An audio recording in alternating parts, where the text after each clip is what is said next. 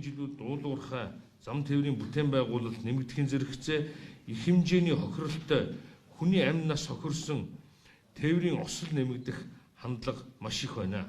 Статистик мэдээлэлээс үзэхэд автотээврийн ослын 98% нь жолоочоос шалтгаалж байна. Тийм учраас жолооч бэлтгэх тогтолцоондоо бид онцгой анхаарал хандуулах шаардлагатай байна. Олон улсын улаан загалмай нийгэмдгийн судалгаанаас үзэхэд тээврийн ослоор нас барсан хүмүүсийн 70% нь анхны тусламж авч чадаагүй, 20% нь эмнэлгийн тусламж авч чадаагүй гэсэн судалгаа байгаа нь зам тээврийн ослын дараах тусламж үйлчилгээнд анхаарал хандуулах шаардлагатай зэрэг олон асуудлыг тоймлон хэлж болохоор байна.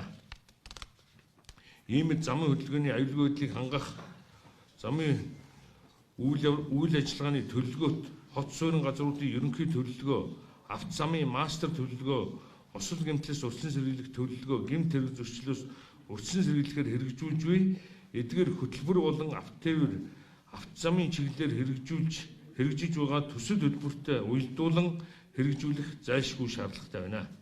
Замын хөдөлгөөний аюулгүй байдлын үндэсний зүйлийн шийдвэрийг төрийн болон төрийн бус байгууллага, засаг захиргааны нэгж, ард иргэд хамтран хэрэгжүүлж, зам тээврийн ослоос үүдсэн хүний амь нас, эд материалын охирлыг тодорхой хэмжээгээр бууруулна гэдэгт итгэж байна.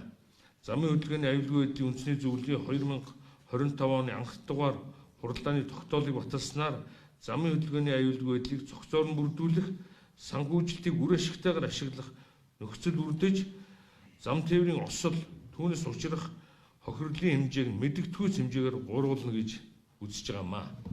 Бид энэ зам тээврийн осолд олон хүчин зүйл нөлөөлж байгааг өнөөдөр бас энд хүрэлцэн ирсэн манай мэргэжлийн хүмүүс бас өөрсдөө мэдж байгаа хаа. Нэгдүгээр тул замын хөдөлгөөнд оролцож байгаа манай жолооч нар маань одоо соёлгүй, бас энэ замын хөдөлгөөний дүрм журмаа баримтлахгүй, замын хөдөлгөөнд оролцож байхдаа ялангуяа хот суурин газар гар утсаараа оролдох, гэрлэн дохион дээр одоо саатал үүсгэх, мөн одоо хөдөө орон нутгийн замд хурд хэтрүүлэх, мөн дээр нь одоо энэ дээр онцгой анхаарах зүйл бол одоо замын хөдөлгөөнд оролцож байгаа тээврийн хүн даацын тээврийн хэрэгслүүд жин тооноо хэтрүүлэх явдал газар авсан. Эннээс болж одоо машин хоорондын одоо осол авалт ноцтойгоор нөлөөлж байгаа. Өөрөөр хэлбэл жин тоон хэтрүүлсэн машинтай очиж мөргөлдөх тэр одоо хүчний хэмжээ маш их одоо нөлөө үзүүлж байгааг та бүгд мэдж байгаа. Хэрвээ жингээр одоо явж байгаа тээврийн хэрэгсэл бол тодорхой одоо тоороомж одоо зогсох хөдөлгөөн үйлдэхэд одоо тэр жин тоонороо байсан бол тэр тодорхой одоо зам туулаад ийм зогсох боломжтой байдаг. Та нар одоо мэргэжлийн улсууд гэтэл харамсалтай жин тооноо хэтрүүлсэн энэ олон машинууд бол байранд одоо тодорхой замын одоо тэр хэмжээнд зогсож чадахгүй улмаас өөдөөсөө ирж байгаа тээврийн хэрэгсэл ноцтой хохирол учруулж байгаа явдал бол ганц одоо юунаас шалтгаалж байгаа юм биш ээ. Энэ замын хөдөлгөөний одоо оролцогчоос хамаарч байгаа биш. Бас энэ замын хөдөлгөөнд оролцож байгаа том тээврийн хэрэгслүүдийн жин тооны асуудал дээр манай одоо замын цагдаа болон мөн одоо автотээврийн үндэсний төв энэ дээр онцгой анхаарах одоо хэрэгтэй. Дээрээс нь бид бас энэ хөдөө орон нутгийн замыг хэдий одоо сайжруулж байгаа ч гэсэн даац эцрүүлж байгаа явдлаас болж зам эвдэрснээс болж замын хөдөлгөөнд оролцож байгаа машинууд эвдэрсэн замд одоо сүлжиж давхиж эннээсээ болж одоо осол аваарыг бас нэмэгдүүлж байна. Дараагийн дугаарт бол одоо энэ хэдийгээр одоо согтууруулах хундаа хэрэглэх явдал эрс багассан ч гэсэн мөн одоо энэ асуудал байсаар байна. Бид одоо энэ дээр бас манай цагдаагийн тэр дундаа одоо замын хөдөлгөөний аюулгүй байдлыг одоо хамгийн гол одоо зохион байгуулж байгаа тээврийн цагдаагийн албад сайн ажиллаж байгаа хэдий ч гэсэн ийм асуудал бол өдөр болгон гарч байгаа хэдэн зуугаараа.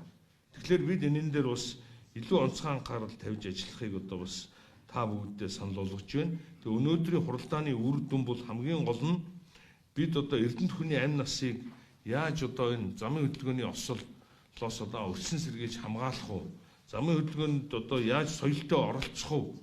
Цаашдаа одоо замаа яаж юунаас энэ зам тээврийн осол гарч байгаа шалтгааныг яаж одоо тогтоож бууруулах вэ гэдэг дээр одоо хэдүүлээ олон одоо төрийн болон төрийн бус байгууллагуудын санал асуулгыг одоо сонсож энэ дээрээ үндэслэж одоо бас зөвлөмж гаргаж ингээд одоо хамтраад ажиллана гэж бодож байгаа.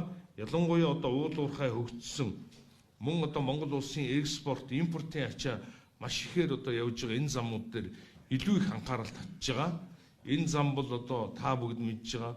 Бид байнга ярьдаг зам үүдээс хөшгтийн хөндий орж ирэх, Улаанбаатар руу орж ирэх энэ замын хөдөлгөөн бол эрс нэмэгдсэн. Өдөрт одоо хилээр 1000 гаруй одоо хүн даацын машин орж байна. Мөн зөрөөд одоо 1000 гаруй хүн даацын ачаатай машинууд орж ирж байна. Энэ машинуудын даац хэтрэлт болон мөн одоо замын үе чиглэж байгаа. Дээрээс нь одоо урагшаа манай одоо энэ хангамжийн бараа ачиж байгаа энэ том уул уурхайн компаниудын одоо даац хэтрүүлэх явдал, ялангуяа одоо шатхууны цементийн машинуудын даац хэтрэлт бол үнэхээр одоо газар авсан. Үүнтэй одоо зам тээврийн яам түүний харьяа агентлаг замын хөдөлгөөний одоо зам тээврийн одоо үндэсний төв болон замын одоо хөгжлийн төвөөс илүү их онцгой анхаарал тавьж энийг одоо орчин үеийн одоо систем энэ одоо камерын системд хэдий одоо шилжүүлж байгаа ч гэсэн бид одоо энийг илүү их хянах шаардлагатай болж байгаа маа.